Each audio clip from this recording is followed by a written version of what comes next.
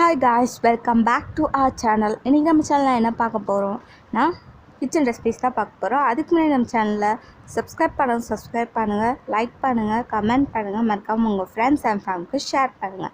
இன்றைக்கி என்ன ரெசிபி பார்க்க போகிறோம்னு பார்த்தீங்கன்னா கேப்சிகம் மசாலா கிரேவி தான் பண்ண போகிறோம். ரொம்ப ஈஸியாக தோசைக்கு, சப்பாத்திக்கு எல்லாத்துக்கும் தொட்டு சாப்பிட்றதுக்கு இந்த கிரேவி நல்லாயிருக்கும். ஸோ வாங்க எப்படி பண்ணுறதுன்னு பார்க்கலாம். வாங்க வீடியோக்குள்ள போகலாம்.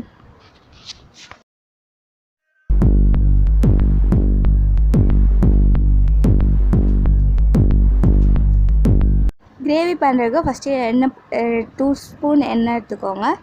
அப்புறம் 2 பெரிய வெங்காயம் எடுத்துக்கோங்க. மீடியம் சைஸ் பெரிய வெங்காயம் எடுத்துருக்கேன். ஸோ இதோட பூண்டு 4 பூண்டு எடுத்துக்கோங்க. முந்திரி பருப்பு 4லேருந்து 5க்குள்ளே போட்டுக்கலாம். உங்களுக்கு இதில் சீரகம் போட்டு நீங்கள் அரைச்சிக்கலாம். கூட இல்லை சீரகம் இல்லைன்னா சீரகத்தூள் போட்டுக்கலாம் நம்ம மசாலா ஆட் பண்ணும்போது. இப்போது நான் இஞ்சி போட்டிருக்கேன். இஞ்சி பேஸ்ட் போட்டுக்கேன் 1 ஸ்பூனு. இது எல்லாத்தையும் நல்லா மிக்ஸ் பண்ணிக்கோங்க. ஆனியன் ஸோ வெங்காயம் ப்ரௌன் கலரில் வரணும். ப்ரௌன் கலரில் வர வரையும், கோல்டன் ப்ரௌன் கலர் வர வரையும் நம்ம இதை வதக்கிக்கலாம். ஸோ இது பேஸ்ட் மாதிரி ஆக்க போகிறோம் இதை, அதனால தான். ஸோ சீரகம் இருந்தால் இதுலேயே ஆட் பண்ணிக்கோங்க. இல்லாட்டி சீரக பொடி நம்ம கடைசியில் ஆட் பண்ணுவோம், அப்போ ஆட் பண்ணிக்கலாம்.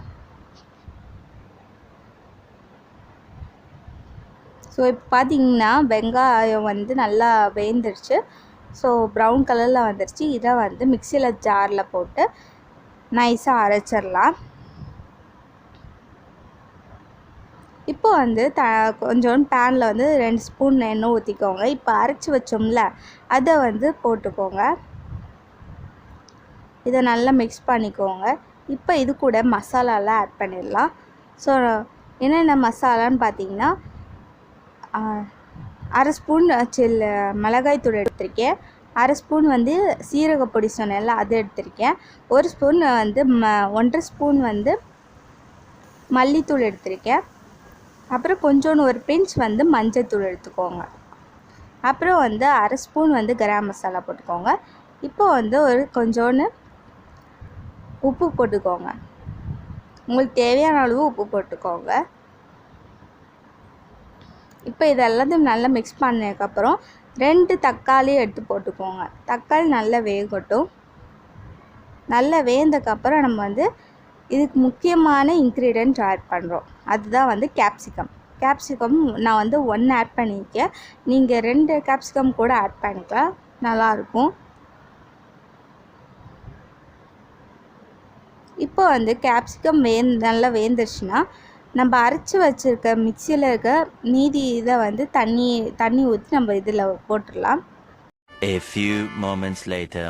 அளவு நீங்கள் போட்டுக்கோங்க. தண்ணி உங்களுக்கு தேவையான அளவு போட்டுக்கோ. இப்போ கொத்தமல்லி போட்டு சர்வ் பண்ணிடலாம். பார்த்திங்கன்னா செம்ம டேஸ்டியான கொடை மிளகாய் மசாலா கறி ரெடி ஆயிடுச்சு. இது தோசை சப்பாத்திக்கெலாம் செம்மையாக இருக்கும். கண்டிப்பாக இது ட்ரை பண்ணி பாருங்கள். வீட்டில் எப்படி ட்ரை பண்ணி பார்த்துட்டு எப்படி இருக்குன்னு கமெண்ட் பண்ணுங்கள் மறக்காமல். கண்டிப்பாக உங்களுக்கு இந்த வீடியோ ரொம்ப பிடிச்சிருந்தீங்க. மறக்காமல் சப்ஸ்கிரைப் பண்ணுங்கள். கூட பெல் ஐக்கானை கிளிக் பண்ணுங்கள். அப்போ தான் நான் போகிற வீடியோஸ்லாம் நோட்டிஃபிகேஷன் வரும். மறக்காமல் உங்கள் ஃப்ரெண்ட்ஸ் அண்ட் ஃபேமிலிக்கு ஷேர் பண்ணுங்கள். தேங்க்ஸ் ஃபார் வாட்சிங் மை சேனல் கைஸ். பாய்.